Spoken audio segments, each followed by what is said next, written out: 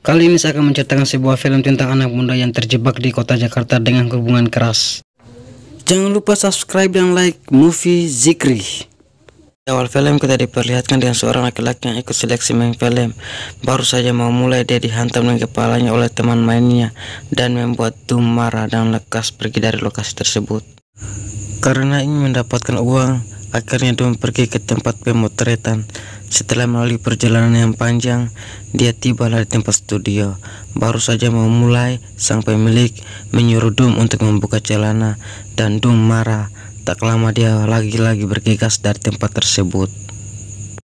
Untuk menyenangkan pikirannya selama beberapa hari ini, ia masuk ke minimarket untuk membeli rokok karena pikirannya lagi pusing. Setelah membeli rokok, Dum keluar dan melihat wanita yang sedang kesusahan karena mobilnya mogok. Dum akan membantu perempuan tersebut asalkan ia diberi uang. Setelah membantu perempuan tersebut,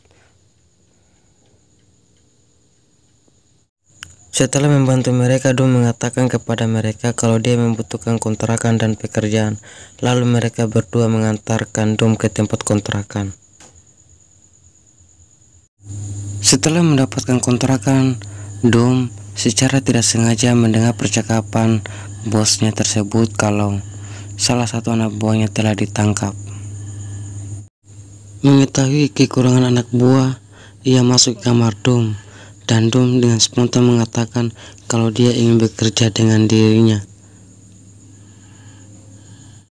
Malam harinya Dum terbangun karena bisikan atau desahan dari kamar pingkan. Karena penasaran, Dum langsung pergi mengintip dan ternyata di momen tersebut Dum memanfaatkannya dengan cara merekam agar dia bisa melakukannya bahan praktek untuk dirinya sendiri karena selama ini hanya lihat di HP saja. Keesokan paginya Radit memanggil Dum ke kamarnya.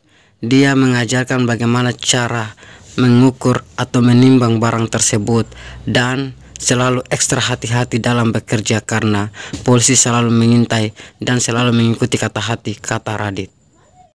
Misi pertama Dum dimulai dengan di dalam kereta. Dia menaruh barang tersebut di sofa kereta dan menunggu sang pembeli mengambil barang tersebut. Lekas pembeli tersebut pergi dan Dum juga pergi. Setelah menikmati hasilnya, Dum mulai menggila. Dia mulai memberanikan diri bertransaksi di kota-kota besar dan menyusuri kota-kota Jakarta tersebut hingga dia memiliki langganan-langganan tetap dari barang-barang tersebut yang ia edarkan atau dia jual.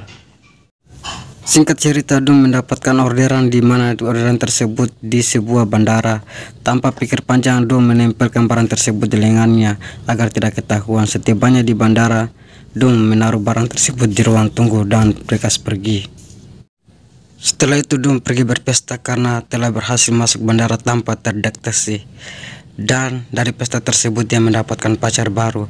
Akhirnya impiannya selama ini terkabulkan. Keesokan paginya Dum bekerja seperti biasa. Dia mulai mengantarkan paket-paket tersebut ke para pelanggan-pelanggan tetapnya. Di sisi lain, Dum rela menyamar menjadi seorang banci demi bisa menjalankan bisnis tersebut tanpa ketahuan dan terdeteksi oleh polisi. Singkat cerita, Dum menangis di kamar mandi karena dia mendapatkan pesan dari seseorang yang membutuhkan seorang aktor. Akhirnya Dum memberitahu Radit, namun Radit tidak menerimanya dan seketika akhirnya mereka saling memaafkan. Karena Dum ingin keluar dari Radit, ia diminta untuk mengantarkan pingkan sementara dulu sebagai tanda mata bahwa dia pernah bekerja dengan dirinya. Rupanya Dum mengambil kesempatan dalam kesempitan dengan mengajak pingkan ke Ancol terlebih dahulu sebelum mengantarnya pulang ke kos. Di dalam mobil, Dum mulai berani mendekati pingkan dan menggosoknya dalam mobil hingga siang hari. Singkat cerita, ketika Dum lagi selesai mandi, dia mendengar suara pingkan menangis lantas menuju ke kamarnya dan ternyata Radit telah ditangkap oleh polisi. Tanpa pikir panjang, Dum pergi bergegas ke kantor polisi untuk mencari tahu siapa yang menjebaknya. Tak lama, ia mengetahui dan perkelahian terjadi. Akibat dari kejadian tersebut, Dum lekas menyimpan barang-barangnya dan pergi untuk selama-lamanya meninggalkan kota Jakarta, balik ke kampung halaman.